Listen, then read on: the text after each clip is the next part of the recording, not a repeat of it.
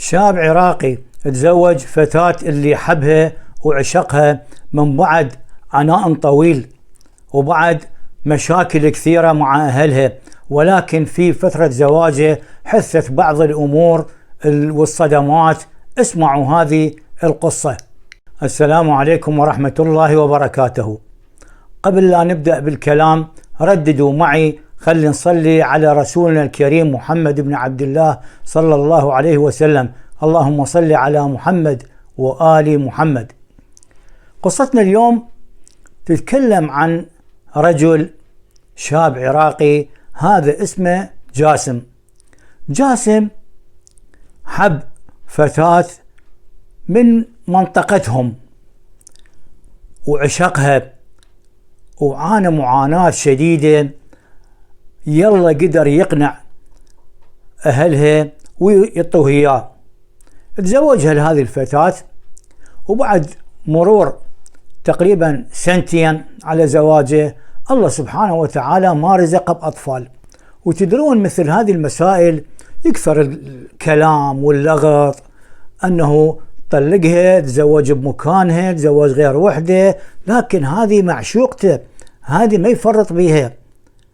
فقالهم مستحيل أنا هذه الفتاة ما أتزوج وحدة ثانية بمكانها ولا أطلقها، ما يفرق بيناتنا إلا الموت.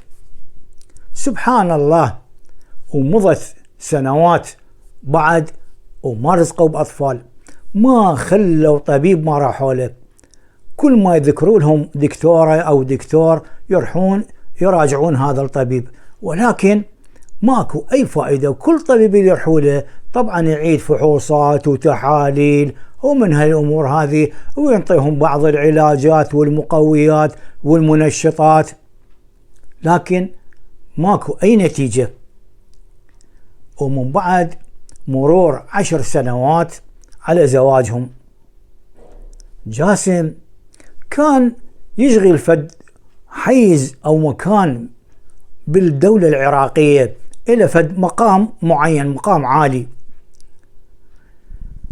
صارت عنده فكرة أنه يتبنى طفل من المستشفى، مستشفى الولادة. زوجته قالت له أنا ما عندي مانع، عادي ما بيها شيء، نتبنى طفل وإحنا نربيه، بس خلي نشوف. طبعا جاسم بدأ يراجع المستشفى، إدارة المستشفى، إلى أن يوم من الأيام اتصلوا به قالوا له تعال علينا للمستشفى فورا.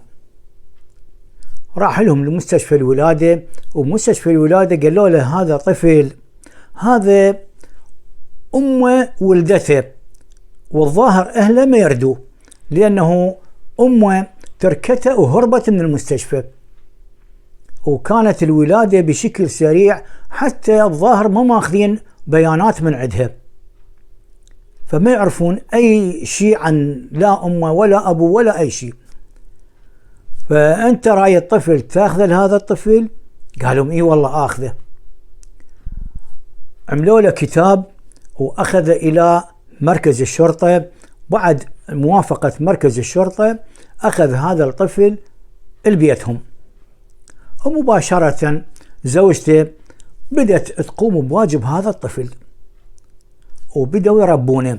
لكن احنا كمجتمع شرقي، كمجتمع بالخصوص مجتمع عراقي، عندنا فد نظرة جدا سيئة على الطفل اللي هو مجهول النسب.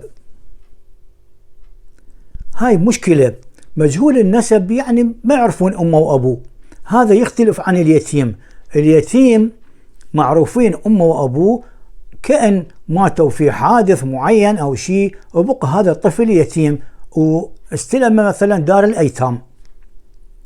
لكن اللقيط مجهول النسب، ما يعرفون منو أمه منو أبوه منو عمامه منو خواله منين، ما حد يعرفه. فأكو فد نظرة خاصة على اللقيط اللي هو يعني هذا سبحان الله ما إله أي ذنب بهذه الحياة، ذنبه أنه أمه وأبوه، هذا نتيجة سوء عمل. اجى هذا الطفل. المهم جاسم زوجته بدأت ترعى هذا الطفل، ويوم بعد يوم ويكبر هذا الطفل قدام عينهم ويشوفونه دللو دلال، إلى أن وصل عمره 6 سنوات. طبعا أقاربهم كلهم يعرفون أنه جاسم وزوجته تبنوا طفل، وإحنا مشكلتنا ما عندنا سر، يعني لازم ينفضح السر من خلال الأقارب، من خلال الجيارين المنطقة. كبر هذا الطفل صار عمره 6 سنوات، سجلوه بالمدرسة. طبعا جاسم عمل له جنسية هوية ونسبة النفس، خلاه باسمه، لأنه شلون يقعده بالمدرسة، شلون يسجل بالمدرسة، لازم يسجله باسمه. سجله باسمه ودخل مدرسة.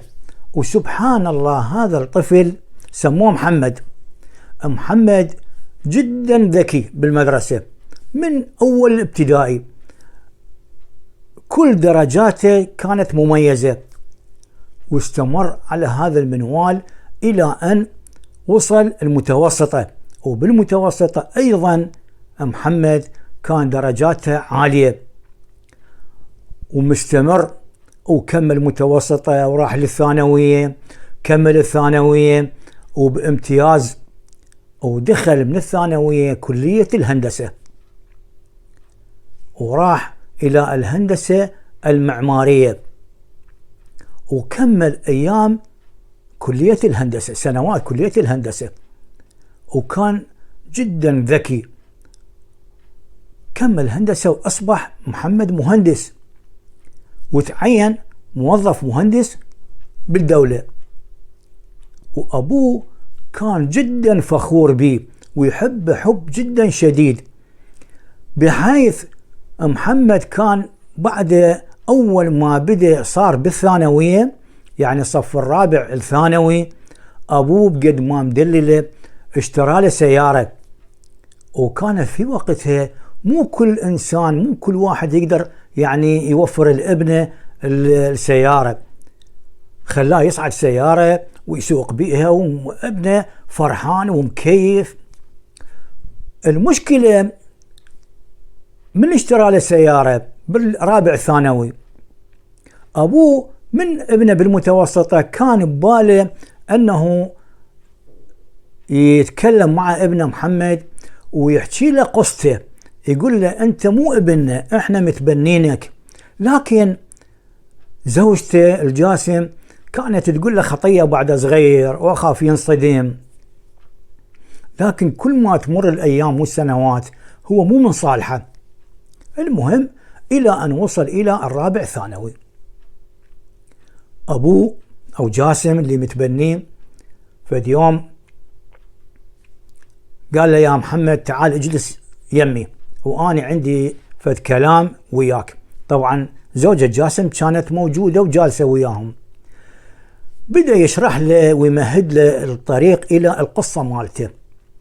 آخر شيء قال له يا محمد احنا الله سبحانه وتعالى ما رزقنا بأطفال، لكن الله سبحانه وتعالى عوضنا بيك، وانت كنت يعني قرة عيننا، وانت كنت يعني محبوبنا، وانت كذا. وبصراحة احكي لك اياها حتى هذا يعني لازم عندنا بالإسلام، عندنا بالدين، أنا لازم أخبرك أنت مو يعني من صلبي، مو ابني ولا هذه أمك. هنا الولد انصدم، قال له يعني أنا ابن من؟ قال له إحنا جبناك من المستشفى وأنت مجهول النسب. رابع ثانوي يعني كبير ويفتهم. فمحمد قال له يعني أنا لقيط؟ قال له نعم، لكن احنا تبنيناك واني سجلتك باسمي وكذا.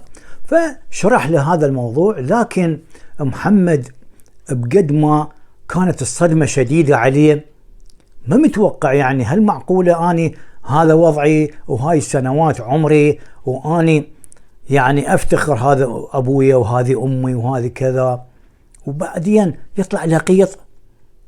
فعلا هي يعني صدمة قوية.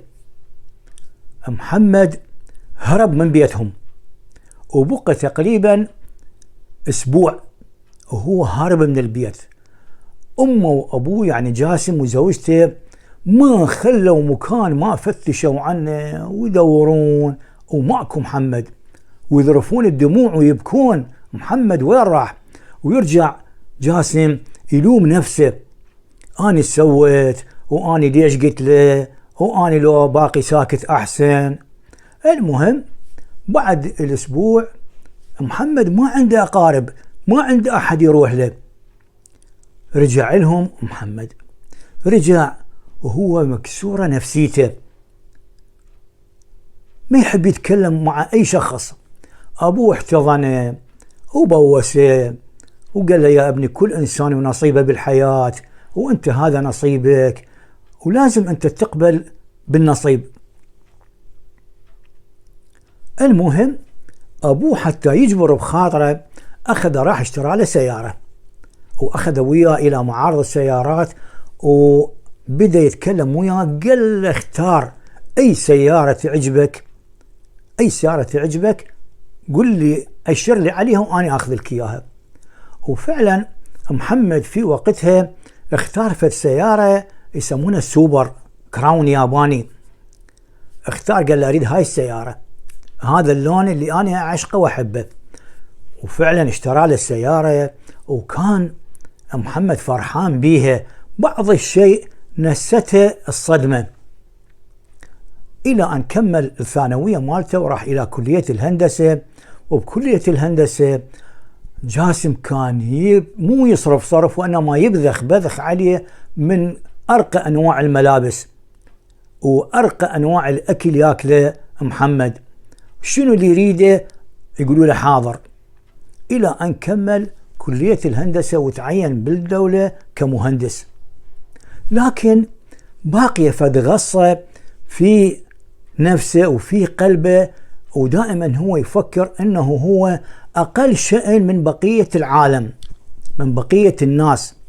ليش أنا الله سبحانه وتعالى كتب لي أن أكون لقيط مجهول النسب، مجهول الأم والأب، ولا عندي بهذه الحياة أي قريب، لا أم لا أب لا خال لا عم. بالمستقبل يقول الله أعلم أمي وأبوي هذولا ماكو إنسان ما يموت، من يموتون أنا وين أروح؟ المن ألتجئ؟ ما عندي عشيرة ولا عندي أي قريب ألتجئ له. مرت الأيام، أحد الأيام طبعا صحيح جاسم كان موصي أهل منطقته اللي يعرفهم القرابة أنه لا أحد يسمع لمحمد أنه بهذه المسألة اللقيط، لأنه يتحسس من عنده وهذا خطية ويعني ما إلى ذنب هذا. لكن هو بالمدرسة وإدارة المدرسة وأغلب الطلاب يعرفون من المنطقة، يعرفون هذا محمد هو لقيط. وإحنا باللهجة العراقية الشعبية ما يسمونه لقيط، يسمونه نغل أجلكم الله. وهذا عاش حياته هالشكل. بكلية الهندسة كملها، وهو أيضا طلاب الهندسة يعرفون كثير من الطلاب هم من منطقته. وبالدائرة اللي هو تعين بيها، لأنه محافظة وحدة ومنطقة وحدة هواية ناس، وهاي الكلام الناس تبقى تلغط بيه وتحكي بيه. راحت أيام، اجت أيام، صارت انتخابات لمجالس المحافظات، ودخل محمد بهذه الانتخابات. ومحمد كان فد إنسان يعني مميز بأخلاقه، مميز بعمله، مميز بكل شيء. ومن الجولة الأولى فاز بالانتخابات، أصبح محمد عضو مجلس محافظة. لكن هل الناس تركب حاله؟ مستحيل، ما تركب حاله. كان كثير من الأحيان لأنه تصير منافسة شديدة، وأحيانا تصير منافسة غير شريفة، لأن هذا فد منصب سيادي أو منصب سياسي. هذا هو دخل هذا المكان بالخطأ، المفروض ما يدخله. صار في مواجهة مع كثير من الناس، وبدأوا بعض النواب اللي وياه بطريقة أو بأخرى يسمعونه أنه فلان لقيط والله سبحانه وتعالى صعده، أو صار في منصب معين يسمعونه. لكن محمد كان يسكت، ياخذ جانب الصمت، إلى أن كمل دوره 4 سنوات. بهاي ال4 سنوات يعني رواتبه عالية وجيدة. كمل، قالوا له إذا تريد أكو ناس أرشح مرة أخرى، قال لهم لا كافي ما أرشح. سحب نفسه، أو هي انتهت الدورة مال الانتخابات، دورة مجلس المحافظات، وطلع من مجلس المحافظات كمتقاعد طلع، ومباشرة سافر إلى دولة عربية قريبة من العراق، وراح عاش بذاك المكان. وبذاك المكان هو أصلا مجهول الهوية، بعد على شنو يخاف؟